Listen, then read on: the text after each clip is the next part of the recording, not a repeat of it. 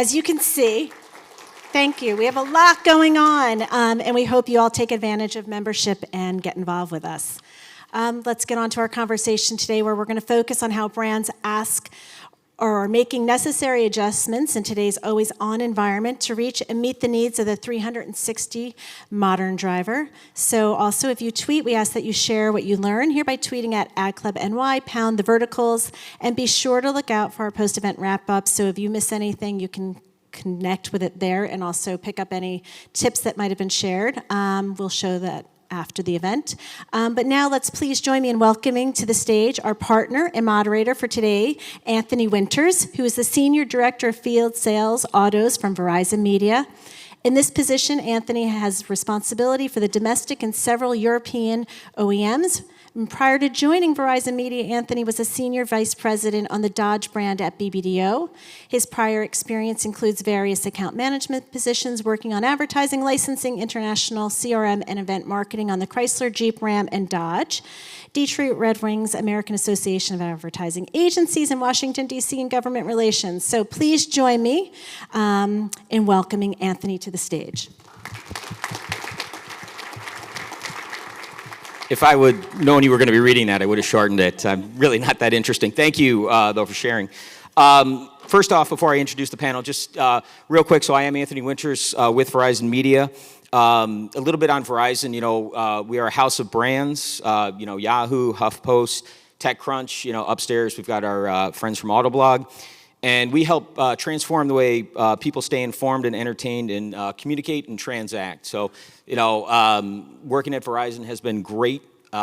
It's affording us this opportunity with this wonderful panel.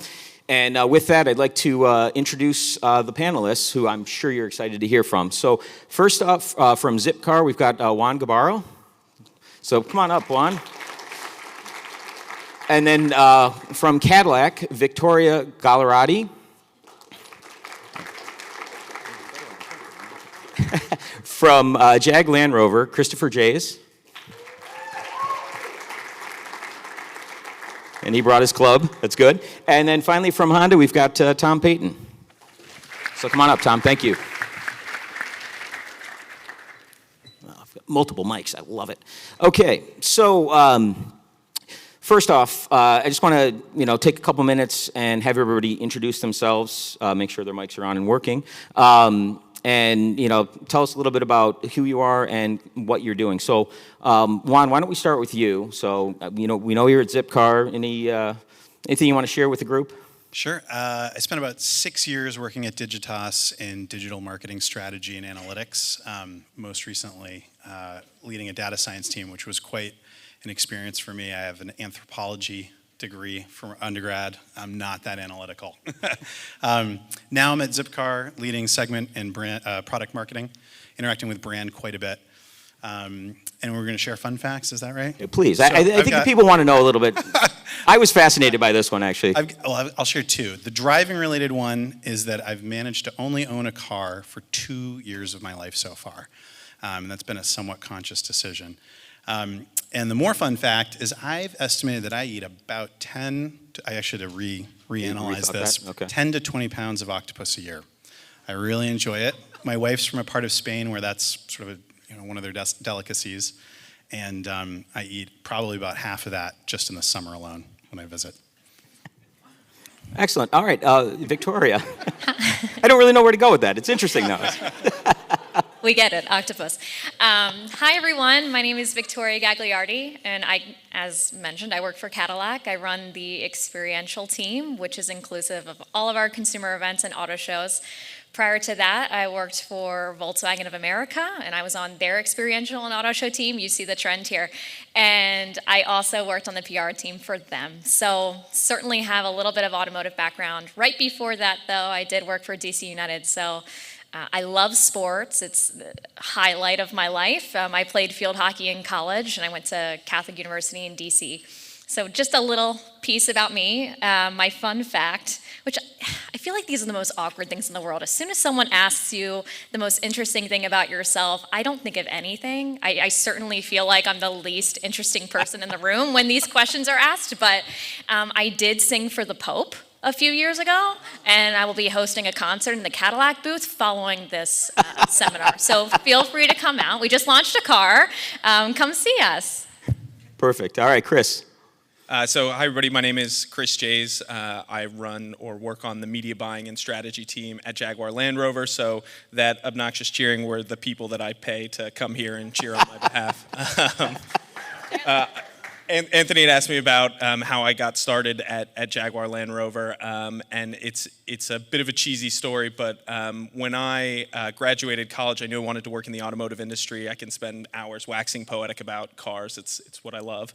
But I had a particular connection with Jaguar and Land Rover, so I actually spent the better part of 7 years applying to 5 different jobs before I got somebody to call me back for an interview.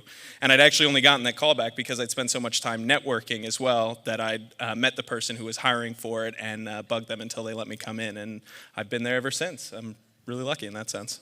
Persistence pays off. I love that. Tom, so let's talk about you and introduce yourself and your preferred method of getting around. Mobility, yeah. Again, Tom Payton.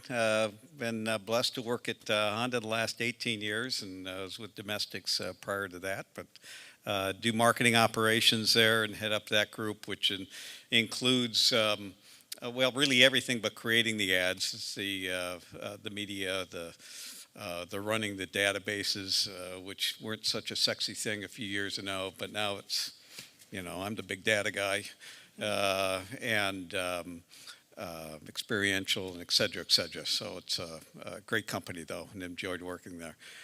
Yeah, mobility solution. Most weekends I'm around or in town. I still like going surfing. Longboarding to be specific. I live down by the beach in Orange County, California. And it's primarily the Zen factor I like now. It used to be the exercise, but it's just, you know what? There is no cell phone when you go surfing. So it's a great thing. Thanks. Excellent. All right. Actually, Tom, while I've got a mic on you, I've got the first question. Why don't we actually start with you? Sure. So a question is, consumers in the auto industry want more than product. They want lifestyle-changing innovation. But as the landscape evolves and vehicles become smarter, so too must brands. How does that play into your marketing strategy? At the end of the day, and we all, I'm sure, in this room get caught up is where's media going? And what's the next buzzword I got to know? And how's I going to reach the consumer next? And I'm sure we're going to talk about that. At the end of the day, though, and we still have to remind ourselves, it still starts with brand. And all of my other panelists here work with well-known brands and established brands. And if you're going to sell something online or serve somebody an ad at the right moment, it better be something that they've heard of before and they want and the desire.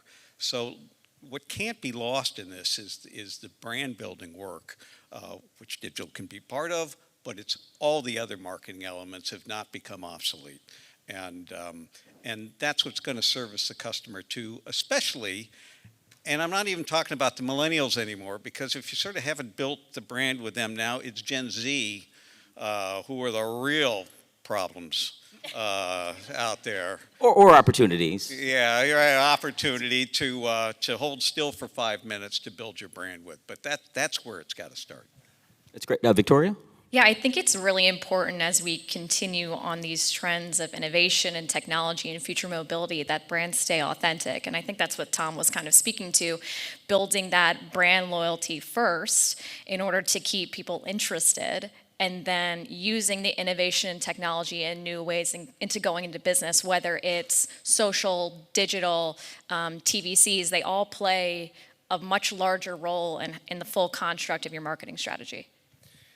Just to tag on to the end of that, I think ultimately it does have to be backed up by the brand, as you were saying. The brands themselves have to continue to really innovate and drive themselves forward, and particularly relevant today, as if any of you had seen this morning, the Jaguar I-Pace is one of the ways where we're considering our product to be particularly innovative. We were one of the first major OEMs to put out a luxury battery electric crossover, and a lot of what we put into that car was speaking to that exact point of innovation. It is the powertrain, but I think the most fascinating part about it, speaking to authenticity with the Jaguar brand and design, was the actual design of that car.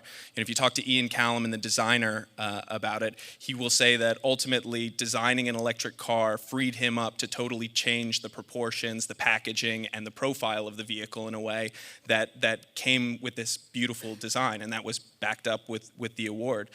So authenticity is a huge part of that. And so to kind of do my part as the wild card panelist here, and I actually would love to talk more about authentic interactions with the brand at some point too. So when we get to that, I'll jump in on that. We'll get there. So, I mean, it goes without saying that the mobility landscape is exploding, and Zipcar has obviously been a very active participant in that for really a couple decades now, which kind of shows you actually how long, some of these changes take to kind of reach inflection points. I think one of the things I'd really emphasize, one from the perspective of Zipcar, but also from a product marketing perspective, is that the shift in options, right, is leading to a shift in behaviors, which is changing mindsets. And I think that's very true for everything from how people think about car ownership, but also the process of buying and selecting what kind of car they want to own. And for us, we can be a substitute for car ownership. We're not incompatible with car ownership, and actually about half of Zipcar members own at least one car. Some actually own two cars, which is really interesting, right? And you look at a lot of the other competitors in the market, especially the peer-to-peer car sharers like Turo and GetAround. They're very much, I think their whole positioning is actually not as an alternative to car ownership, but as a sort of, a supplement to it. Rent a Lamborghini for a day, that kind of thing. I'll probably have more to say in some of these other questions about that, but I think, there's a shift that we were talking about at Zipcar, 20 years ago, which is that we thought people wanted to pay for the ride, not the vehicle. I think actually ride hail, Lyft and Uber have demonstrated that better than Zipcar has been able to.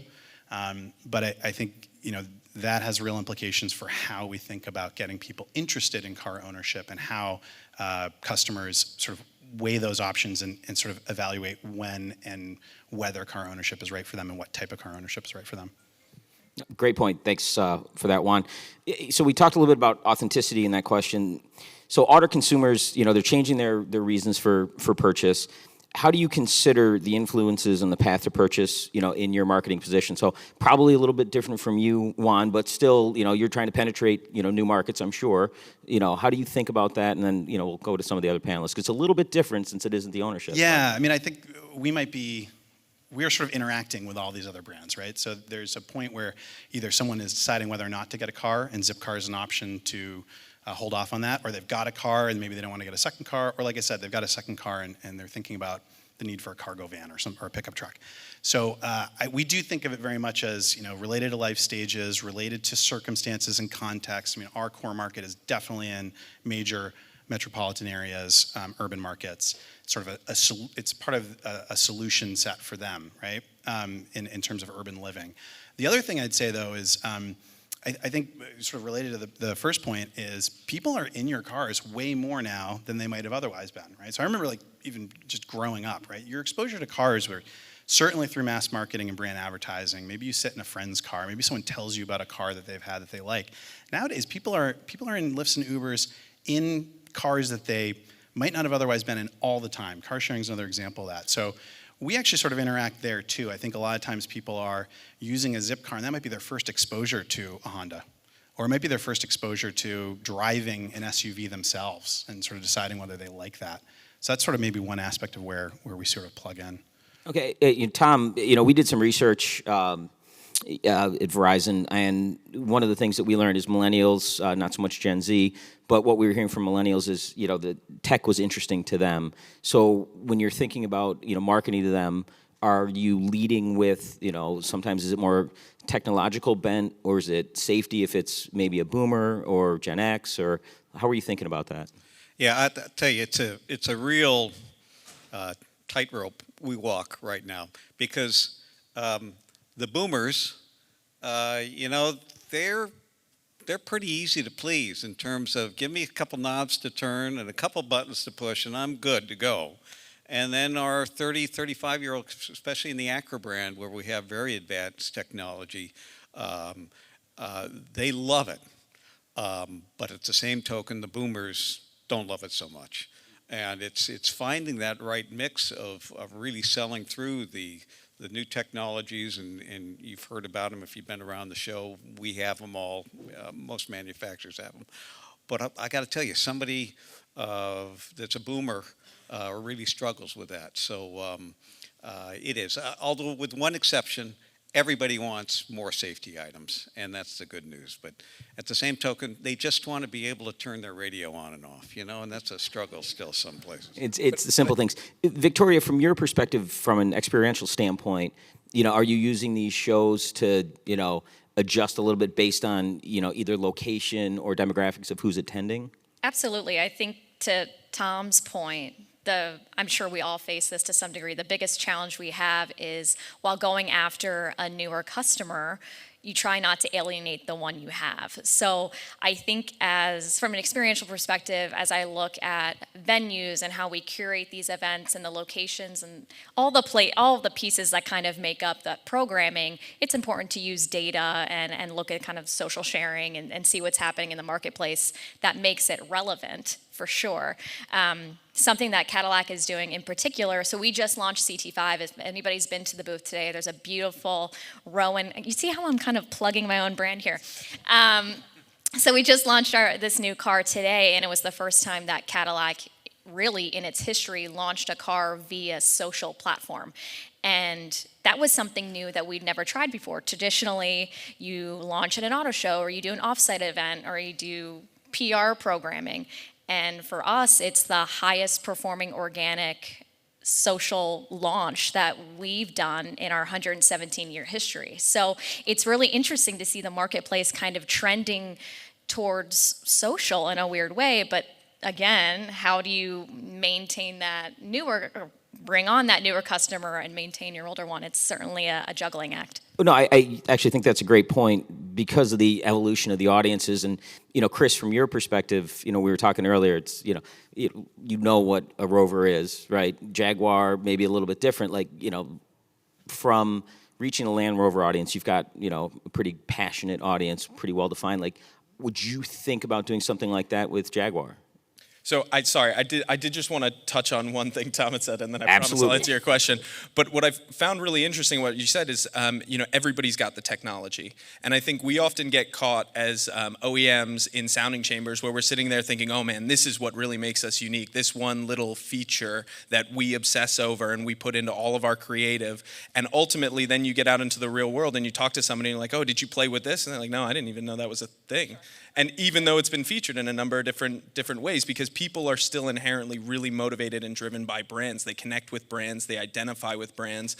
And in many ways, there's a great expression, I don't know, somebody keeps saying, it's you eat with your eyes first. And I think that's really true in the sense that the brands are these physical manifestations and representations of ultimately what you hope to aspire to or are at any one given point in time. So I think that technology piece is very relevant and more so to certain customers than others. We obviously have an older customer base, so a little bit less so with ours. What was your question again?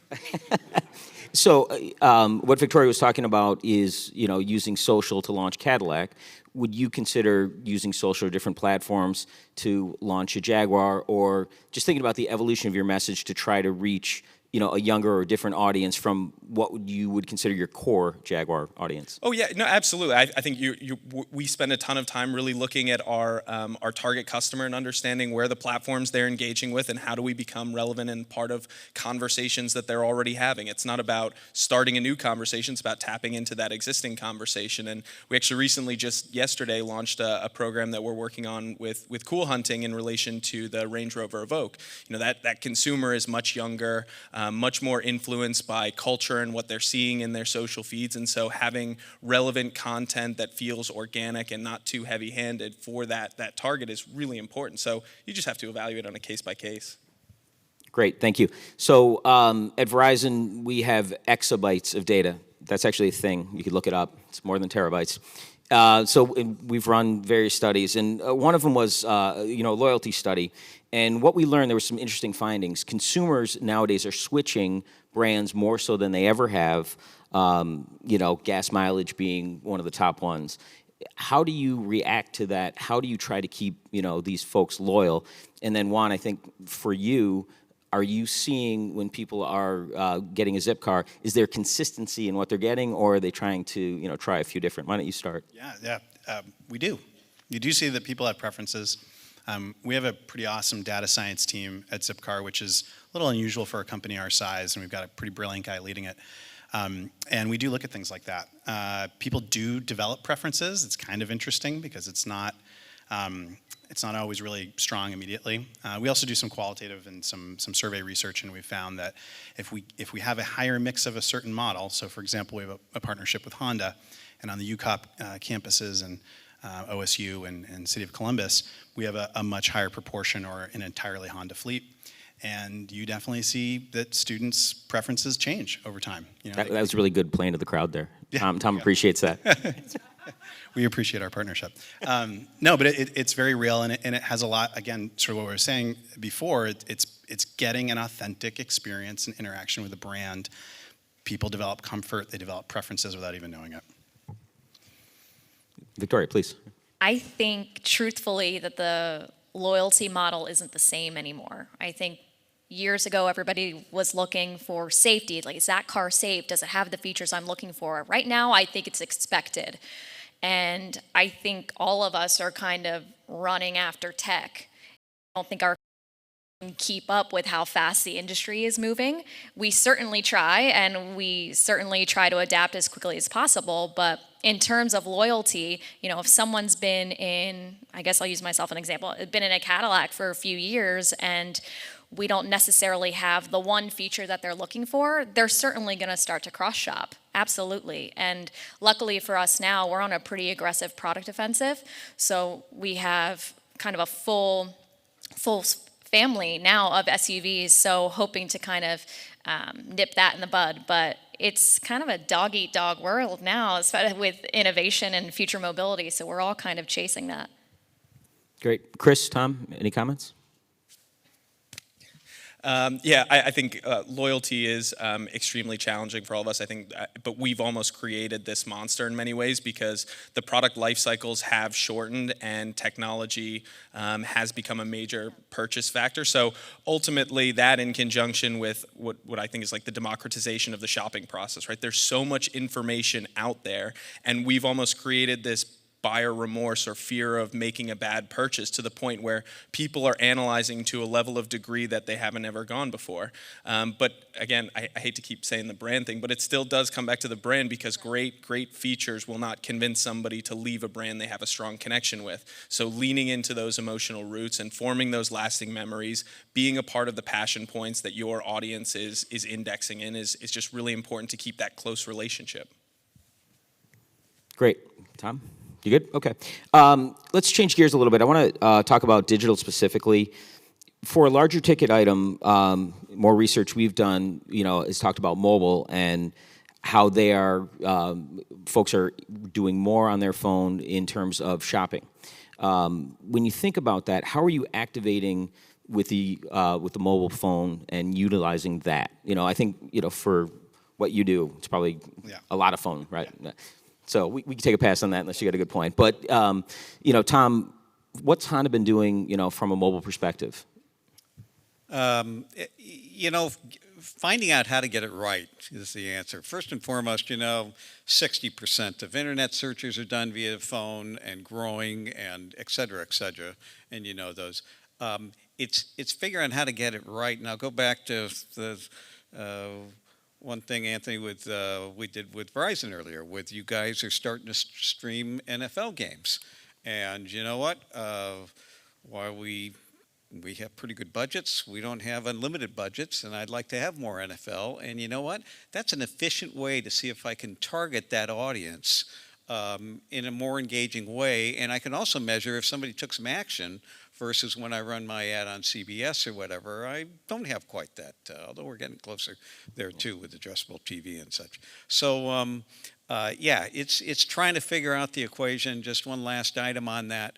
Fascinating to us is, and all the agency hates it though, is we are able to get as a quality impression across now in 7, 8, or 10 seconds. We don't have to have 15 or 30 seconds. But like I said, our agency isn't convinced it can only be done in 7 or 8 or 10 seconds. They need 60 seconds for their reel. It's got to get to 10, baby. 60 seconds would be perfect on the mobile device. Great. Victoria, any from your perspective? Sure. I think what is important, as important as social is, I think people are going through the process if they're looking at your website, going through trying to build and price. At the end of the day, I don't think people are fully using social to do everything. So what's important from a Cadillac perspective is really launching on all cylinders. So your social has to be in the right place, your .com has to be in the right place, just really having a well-rounded experience because, again, to our discussion about generations, some people are going to hit social. I hope it's the same message that you have on .com. Just, again, being well-rounded is important. Great point. Yeah, I think ultimately, while we have seen a rise in the amount of traffic coming to our websites that is mobile-driven, ultimately it really just boils down to the user experience. You know, people are on the quest for information, and the screen size to a degree doesn't matter. So one of the really big focus areas for us is on search, and more recently on some of the long-tail queries. You know, people are asking really specific questions in natural text because they want to answer a very specific question. And if we can deliver them the hyper-specific answer, it really doesn't matter whether it's on desktop or mobile, the questions are just different. So I think we spend a lot of time, again, focusing on the search and then focusing on our user experience and then the amount of content and what type of content we have on our website.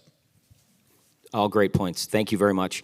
I want to shift a little bit to life stages. Those are generally, triggers for vehicle purchase. One of the jokes that we've had, at Verizon is we know you're having a baby before your family does based on, some of your searches, the emails you're getting, things like that. What do you think about like life stage marketing in trying to keep these people and move them through, your set of vehicles? Tom, I'd like to start with you just because you've got a pretty good breadth, at Honda. Are you marketing differently to try to get someone maybe, that post, graduated college, having a kid, things like that? Obviously, yes. And obviously, this is the wonderful world of targeted media. Yes. But I'll tell you what, some of these are really easy. Minivans are really easy. You got a couple kids in the household between 5 and 12 years of age. You belong to a soccer club. You shop for diapers. I think I know who you are, and we're going to get you. I feel like you're talking to me. Yeah. Hold on a second. When you're selling a Civic, where we sell Civics from people from 16 to 94 or older, I got to tell you, it's not quite as easy. Although we certainly more and more using our DMPs and such are getting signal basis to be able to target that consumer in the buy stage. But it's also it's more though than just is he in a life cycle. It's whatever life cycle you are, what are those buying cues that we're really drilling down to the next level on? Great. Chris, anything on your end? No, good. Okay, let me move on to the next question. So auto shoppers want to be in the driver's seat. We definitely know that. Video, virtual reality, those are really coming more to the fore, augmented reality. I actually had a friend, the highlight of her week was a new carpet that she got for her dining room. And there was a site she went, she was able to virtually put the carpet in under her dining room table, which I think is really cool. And when we think about, the ability of mobile and augmented reality to be able to utilize that, from a messaging standpoint, how do you see that taking off? We're not particularly focused on that. What we try to do is get people actually trying Zipcar. So it's a little bit of a different situation for us. And so we try to remove the barrier of sign up and give people free trials. But I do remember when Jim was a client of mine a long time ago, they did have a pretty rich VR experience. I got to be honest, I think it is better than nothing. It's better than a video. I think augmented reality is probably a little bit more practical than virtual reality. But I think it's always going to be significantly less effective than getting someone in a vehicle. That's from my perspective. Cadillac has started to look at this in its dealership model. So what we're starting to implement is VR in a dealership from a perspective of if someone wanted to see an XT5 that was red with a tan interior and it wasn't available on the showroom floor, we would give the dealer an opportunity with that customer, come over here, put the headset on, we'll walk you through what this car would look like spec'd out. So it's something we're slowly starting to roll out and see how effective it is. That's smart. I think. Thanks.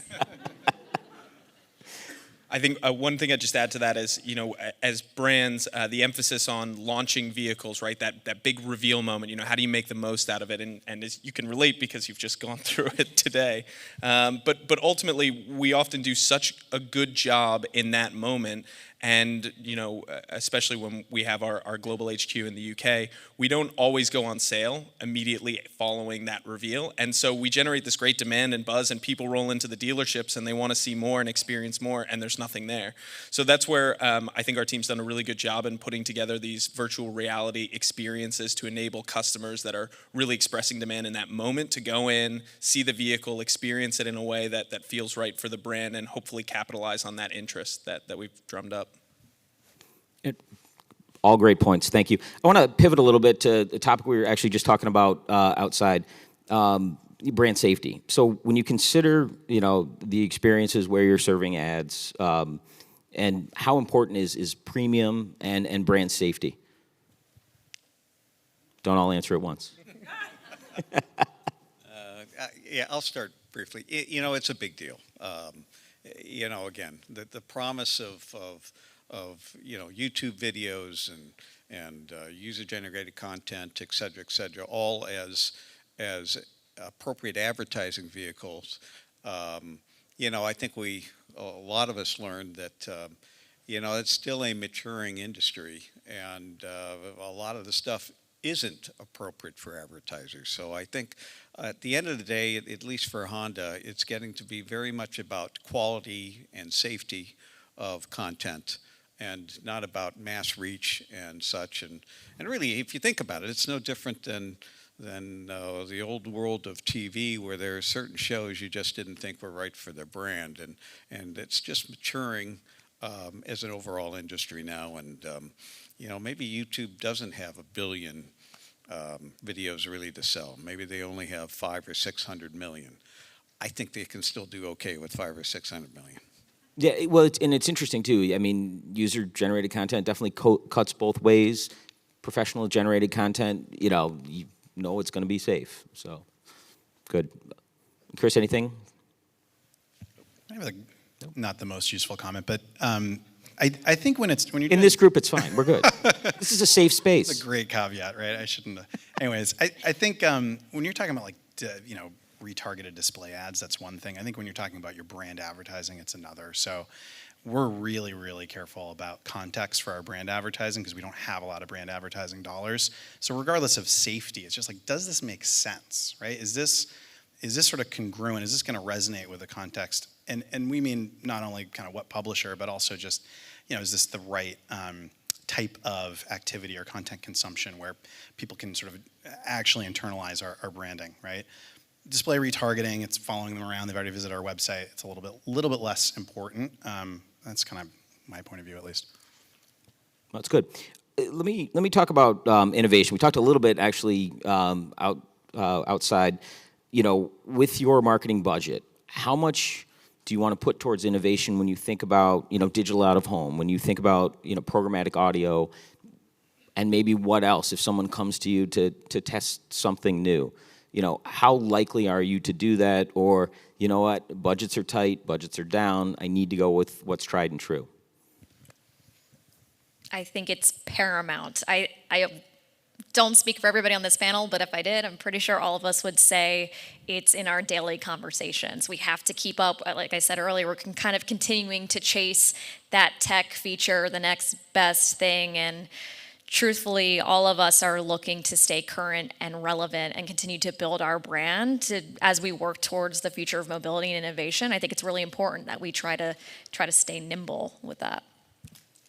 Yeah, I think it's also it's the fun or the more fun, heady conversations that you get to have about that fraction of a percentage of your actual overall budget, where you get to put it towards something that you are actually really excited about. And sometimes they're just thinking about platforms in a different way. And I think some of the most interesting ideas that I've seen have to do with how can you take an existing platform and hack into it in a way that provides a different user experience or a way that it wasn't done. And it's not our idea, but when Mercedes had launched, I think it was the GLA, they had a configurator via Instagram. And I thought it was such an interesting way to do something with an existing platform that didn't actually cost them very much additional money to make an impact or breakthrough or have people spending some time with the product. So, I mean, we obviously have much smaller budgets, and we still feel like we have to constantly be investing in innovation. And I think, my perspective on this is, if it's measurable, if you can calculate whether you got a good ROI on that, experiment or pilot,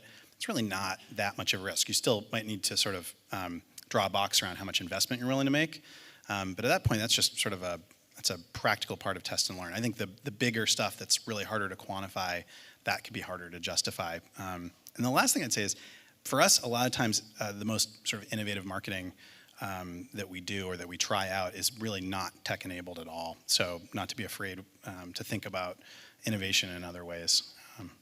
And the next real leap in innovation that's coming, it's here, coming more as we roll through the years, 5G. Are you guys thinking about 5G, having kind of some conversations about what that could be and what it could mean for your marketing budgets? These other guys might have a better perspective on that. I think, again, to kind of reiterate that point, we're always looking for the next best thing and trying to stay current and relevant. We haven't, or I specifically haven't had a tremendous amount of conversations about 5G. It's certainly been working itself around the office, but I can't really speak to a tremendous amount of that. Yeah, we're not driving towards 5G. We want to see, do the devices get there? We know it's going to make everything better at the end of the day. It's going to make video downloads faster. It's going to improve the overall mobile experience. So if we're at, again, 60% searches today, where we're going to be 75% searches, although there is some studies too we've seen that where the desktop isn't going to go away. There are some people that prefer that experience. So it's just going to enhance things. I'm not quite sure we're changing any of our strategies for 5G. Yeah, nothing just yet. Okay. Yeah, I think it's really infrastructure, and so it's what are the other things that come out of that are unique ways that we can talk to our customers, and how can we use that in conjunction with other creative platforms. I mean, I'm personally really excited for virtual reality. We had a partner come in at one of our recent media days and show us some of the more recent use cases for VR, and it required like 3 computers to run on because there was so much data that had to go through this. And so ultimately, when we can get the infrastructure to support those kind of rich creative experiences, there will be, interesting new ways that we can take advantage of them creatively. Great. Let me pivot again. I want to talk a little bit again about the path of purchase and results and metrics. And I think, we were prepping, we talked a little bit about attribution.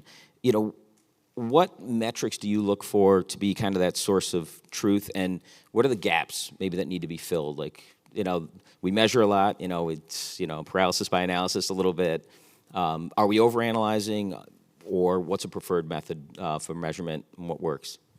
I'll try to keep my comment brief because I'm not involved with attribution at Zipcar, but from my past work at Digitas, attribution is still really challenging. And I think anyone who tells you it's 100% science and there's no art is lying to you or doesn't understand attribution very well. And so I think, the 2 things I'd say about attribution and measurement is there's definitely a technology side to it, and there's a tracking side to it. Be honest and realistic about how much of that data you're capturing and is complete and how well connected it actually is. And the other part of it is some of attribution is inevitably built on business roles about kind of how you want to understand attribution. So, take that head on. If you're the business owner, don't let some tech or analytics person, and I've been that analytics person before, kind of run all over the place, right? Like, you need to guide that discussion, make sure that what you're getting back from attribution is what you think you're getting back or what you need or want to get.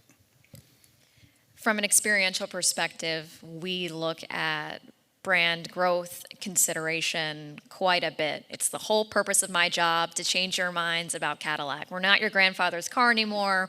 We're going after that younger audience, and how I curate the locations I go to. All of those pieces from the data we've collected really make a difference in the target audience that we're trying to get after. For sure. Great. We've got time probably for one more question from me, and then we'll open up to the audience. So with that, and knowing we've got a pretty diverse audience of Ad Club members, take a step back for your younger self. What advice would you give the folks in the room about how to get into, your various roles? Starting with me? Okay. You got a lot to say. Yeah, Warren. You're interested. The funny thing is I actually do talk to young marketers about this all the time, and I have been for a while. I do think learning the fundamentals is still as important as ever, right? So the fundamentals of marketing are your foundation. And so I do emphasize a lot of that stuff, and including some techniques and and approaches that have been around forever. I do think that the bigger difference is that I think technology and data are sort of more pervasive and affect and touch more aspects of marketing than they did before. So I think maybe 10, 20 years ago, it was sort of affecting just digital marketing and just aspects of digital marketing. And having left the agency world relatively recently, I spent a lot of time with creative teams, right? And if you think about, for example, experience design in particular, right? My mother was a art director, graphic designer back in the Mad Men days. They didn't rely on data that much, and they were also designing something really different. When I work with art directors and designers now, including at Zipcar, they're dealing with much more interactive, experiential design.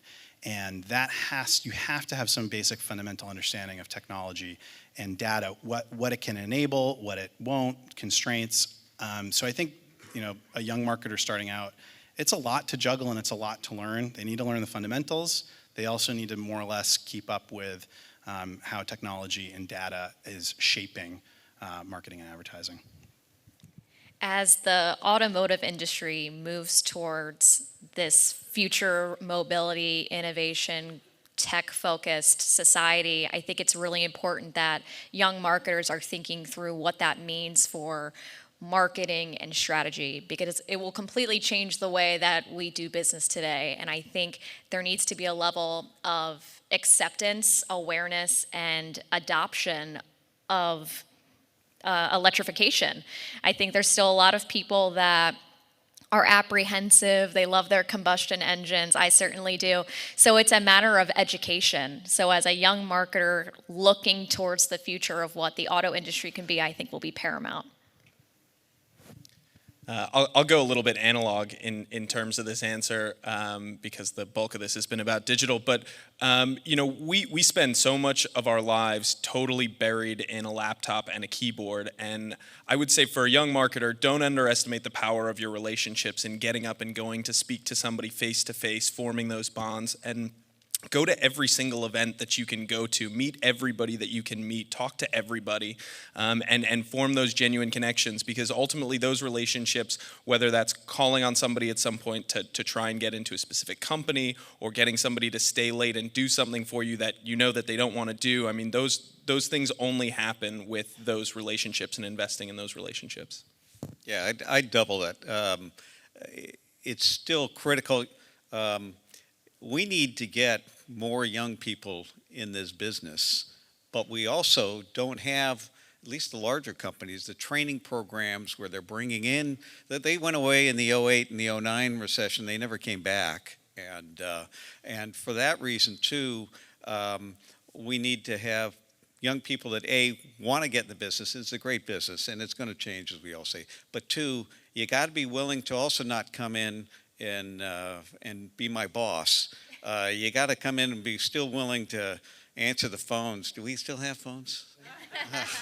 Come in and crunch data or do menial things, or things you may think are menial, but they get you in the door. They get you learning the business and give you opportunity. And there are going to be a slug of baby boomers moving through this auto industry here pretty quick, and desperately need to get them on board, but you need to have a little patience.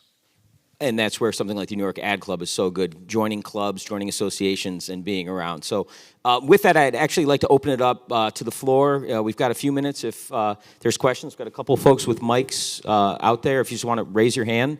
And I would ask, if you do have a question, if you could just give us your name and the company you work for, please. Got one right here.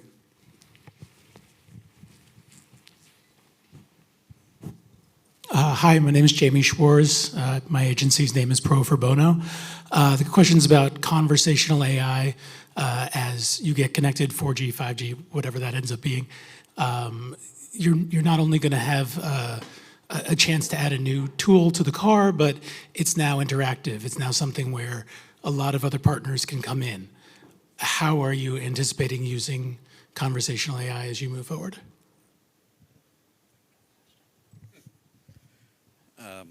I'll give you a quick one, but again, you're talking to the marketing guy, not the product guy. At the same time, conversational AI is going to be a huge benefit for customer call centers, for answering marketing questions online or on your mobile device, on giving you data that you want in a conversational manner rather than searching for it. Even owner's manuals in cars could be done and will be done through AI. Although I'll stop short of saying how it's going to improve your car driving experience, et cetera, because that's a whole set of technology I'm not expert on. I guess I'd add where I think where it's going to be used to try to cut costs, it's going to really suck for everybody. And I think when it's used to facilitate or improve the experience, people will embrace it. But I think we've seen things like this come through, and it sort of depends on whether a brand decides to use it for good or evil. And I think about the amount of times where I call up whatever customer service line I'm calling up, and regardless of the fact that it says, go on, just tell me what you want in plain English, and I say agent. Because there's some things that you just simply cannot replace with or remove a human factor from. Sometimes people just want to talk to people. So I think the really interesting example, which I had never really considered, was the user manual piece of it. I think that's really interesting in training and knowledge sharing, where you're willing to sit down and take the time. But I think there's the converse side of that. When you need to get something done really quickly, you just can't replace a human. Very true. Any other questions? I got one over here.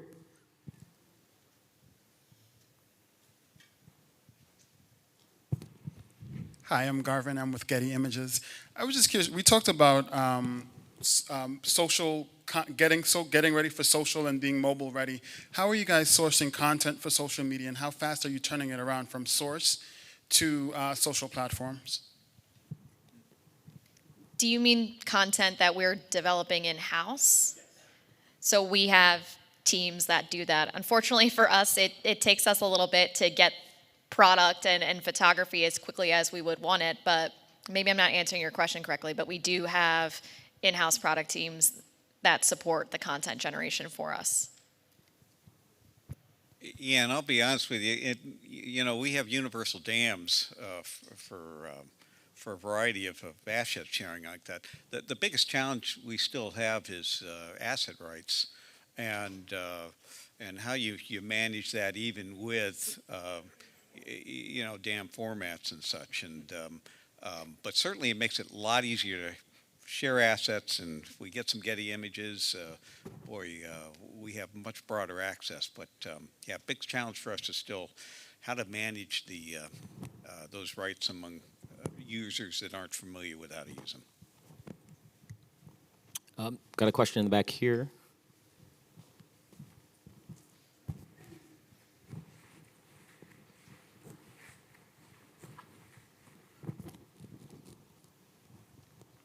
Hi, Sue Lynn Valine with Nexstar Media Group.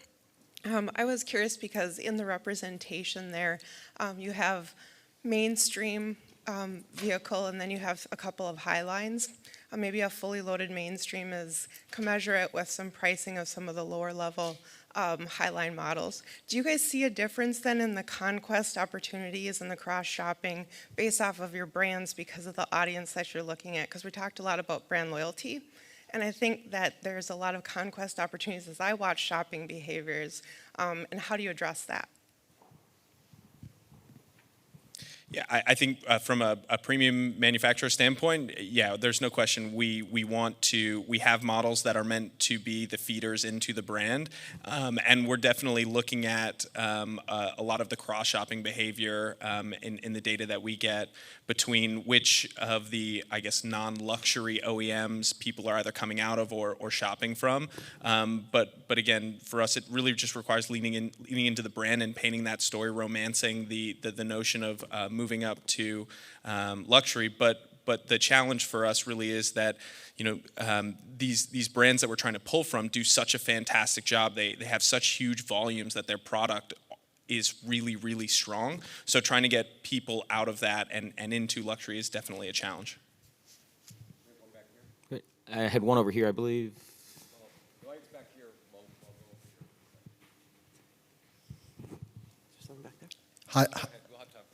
Hi, this is Brian Mullen with Xander, and I work with several automotives, and one thing I'd love to know what you guys think is how much of your marketing budget is designed for literally getting cars off the lot, whether it's this year's model or last year's model, versus brand building, and is that evolving in one direction or the other?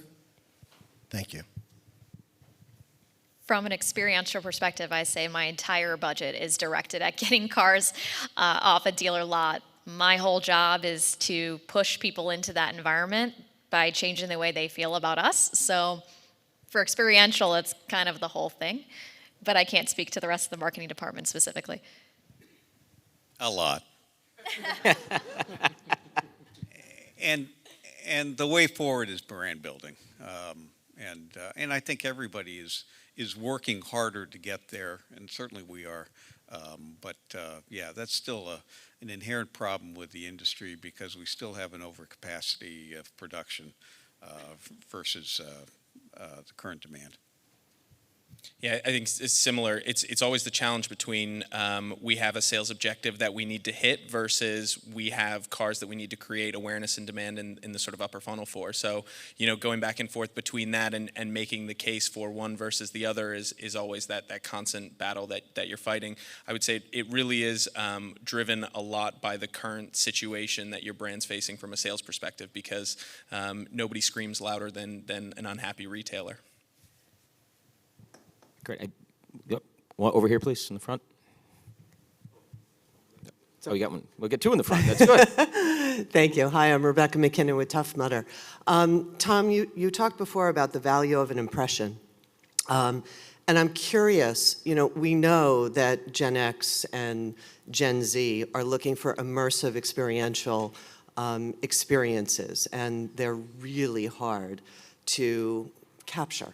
So what's working and what's not in creating those kinds of really immersive experiences for you? Well, first and foremost, and I know many of you have the answer to this question, but I'm still trying to figure out how many impressions it takes to sell a car to a Gen Z at this point. A lot. A lot, yeah, it's a lot. But the scary part is we are getting closer. And again, as we're building these profiles and building, data models of buyer behavior, it is getting us closer to be able to say what buttons and how often you need to push it to get there. We certainly aren't there, but we're heading down the path for it. The problem is, I think we're going to find out is some of these, the cookieless society and the new privacy laws and so on and so forth, I think that's going to be a factor on, are we still going to be able to go as aggressively down that path as we have been? I doubt if we will. At the same time, I don't think we're going to be completely closed off too. I think especially the Googles and the Facebooks of the world, they're going to figure this thing out. They got a good avenue routing model, but yeah, at the end of the day, we're getting closer to that final attribution of how many clicks or how many impressions does it take, but there's still work to do. Yeah, right here. Thank you for your patience, my friend. Of course. Good afternoon. Sean Robertson, Dish Network. Many of the brands represented on the stage are our partners, so thank you for your business. But my question specifically for Victoria, one of the great things that you all have done in New York City is the Cadillac space down on Hudson Street. Can you speak to the origin of that, how you all have utilized it, and what brand equity that's yielded? Sure. From the move from Detroit to New York certainly was huge for Cadillac generally, kind of pulling away from the big three in Detroit, making a name for itself in New York. That space is really serving as a brand environment for us. Coming into New York, trying to build awareness, certainly hit some of that younger demographic, trolling through Soho to go to work. It was really an important space for us. And we certainly had cars in there, but it served more as a hub for our experiential platforms as well. So if you were ever to explore the space, in the back we had various art installations. On the other side we had a lot of fashion and design suppliers in the industry come in and try to learn the retail environment. So it was really a space for us to find new partners, grow our brand in New York City, and really try to make a difference. Now that Cadillac is moving back to Detroit, we're still going to maintain those same roots there, but our perspective will probably shift a little bit. That's a great question to end on. I'd just like to, thank you, Juan, Victoria, Chris, Tom, for your time, and also the New York Ad Club. I think this was a great panel. Thank you again. Thank you. Thanks all for attending. Thank you. Thank you, Anthony. And again, thanks to the New York Ad Club for being our partner on this. We are now going to move towards our cocktail party sponsored by Legends. In order to get there, as anything at the New York Auto Show at the Javits Center, it's a little bit of a hike. So you'll go out this door, and you'll go up one flight up, turn left, and I'm told go as far as you can and stay in the building, and that's where it will be. And there will be some media post folks. You can tell them because we're not dressed as well as you. Probably trying to guide you there. Before we end, I wanted to thank all of our speakers throughout the day for some content that I certainly was taking a lot of notes on. Special thanks to Tanya, who programmed all of this for us, Tanya Gazdik. And all of our sponsors, and for those of you who are going out to LA for the LA Auto Show, we're going to be out there doing exactly this sort of thing out there. So have good travel. See you up in the cocktail party.